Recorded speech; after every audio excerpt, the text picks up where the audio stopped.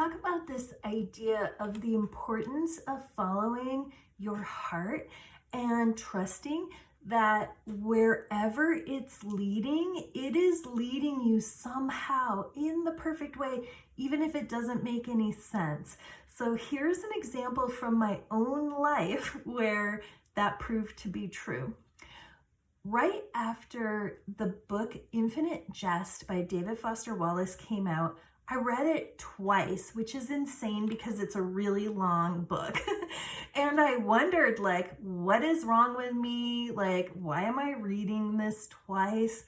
Well, it turns out that there's a theme in the book around recovery, and one of the main characters has this idea, this awareness that there is his true thoughts, and then there are thoughts of the addiction. So there are ideas that come into his mind that are not his true thoughts. It is actually the voice of what he calls the spider, which is this entity of the addiction in his mind.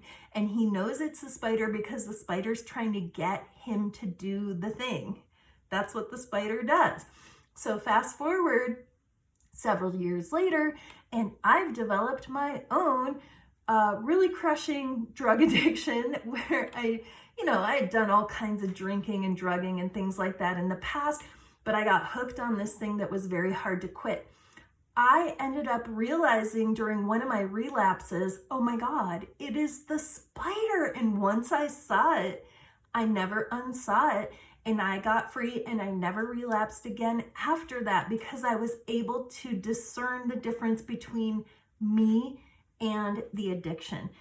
So this is something that not only got me free from this addiction, it is something that I actually use in my work all the time now because I come across all kinds of entities, demons, other people's programs, all kinds of stuff within my mind and within the minds of my clients that are things that are not them. So maybe this could be a mini teaching in itself. Hey, guess what? Every thought that you have doesn't mean it's your thought. It could be the thought of an entity. It could be an addiction trying to get you to do it. It could be other people's programs, but there's this idea that you can separate out from that you can discern what is really you. So I didn't know when I read this book twice that what I was doing could potentially save my life or save other people later, but it did.